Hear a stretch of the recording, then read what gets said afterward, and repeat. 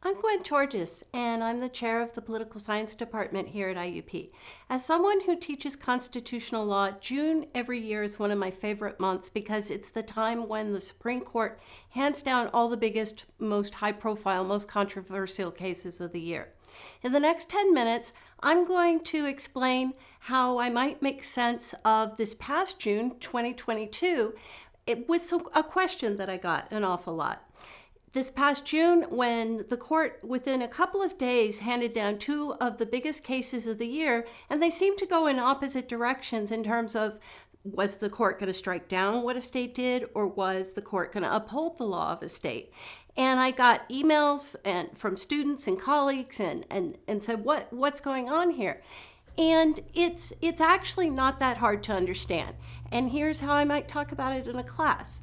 On a Friday in June, the Supreme Court struck down a New York law that regulated how guns could be carried in the state. And then on the following Monday, the Supreme Court upheld a law in Mississippi regarding abortion that a lot of people thought would be struck down. So what's going on in these two cases, and how can we make sense of them? Or is the court just picking and choosing its favorite state laws to uphold or not uphold? And the difference at one level is fairly easy to understand. Both of these cases dealt with liberties or rights. In one case, though, in the case of the gun case in New York, that was dealing with the right to bear arms, which is specifically articulated in the Second Amendment. In the other case, in the abortion case, we were dealing with a state law which would limit abortion. The right in question in that case, the right to an abortion, is not articulated specifically in the Constitution.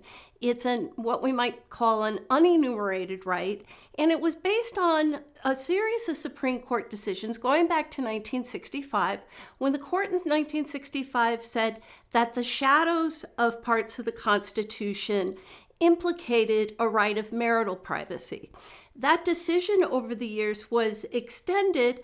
First, it was extended so not just married couples were entitled to use contraception, whether or not the state legislature thought that was a good idea, to say that all single individuals had the right to use contraception. And then in 1973, the Supreme Court said that that right of privacy that was hinted at in the Constitution was broad enough to include what a patient and a doctor talked about in terms of a woman's pregnancy and her options with her procreative choices. But that's not articulated. And since the very beginning, even justices who would have been very much in favor of women's rights have said that the Roe versus Wade decision, that abortion decision, was problematic, not just because the right was unenumerated, but because it came out of a right of privacy that was grounded in, and I kid you not, shadows of the Constitution. The word they used was penumbras, that privacy emanates from the penumbras of the Constitution, and penumbras is a fancy word for shadows. So when looked at in this way, where one right was specifically articulated and the other right is implied, it's a lot easier to see. In the one case, they said a state made a law that impinged on something specifically articulated in the Constitution. And in the other case, they said that the right was not well grounded in the Constitution. And so the state, if they wanted to make this law through their majority chosen legislature, they could do that. And so that's one way of making sense of what the court did with these two particular very high-profile decisions. In a way, James Madison had it right. He actually thought that including a Bill of Rights in the Constitution was a bad idea, which is why they didn't originally have this Bill of Rights. It was added a couple of years later as a concession to get the Constitution ratified.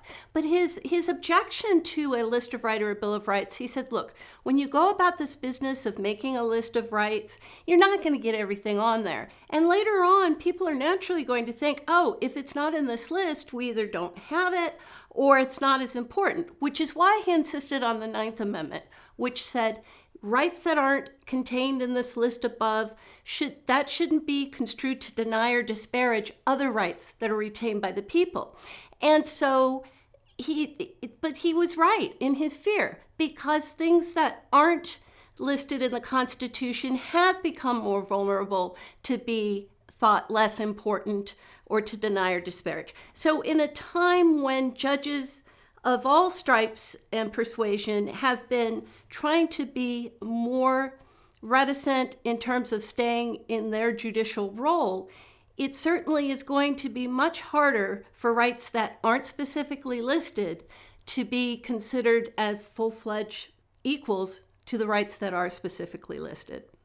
One of the things I love about teaching constitutional law and about getting students and others to actually read the Constitution, actually read for themselves the opinions that the justices have written rather than relying on synopsis by the news, is that these things are more nuanced and more complicated and not as dire sometimes as a headline will allow. So when you know and you can read and you can evaluate the strength of the arguments that the court has put forward, that gives you a lot more power, and it also allows you to hold your elected officials responsible for their reactions and for how they govern us. If you'd like to learn more about the Constitution and this kind of thing, I'd like nothing better than to invite you to come take a class at IUP with myself or one of my colleagues. We obviously like to talk about these things, and we want to talk to you about these things.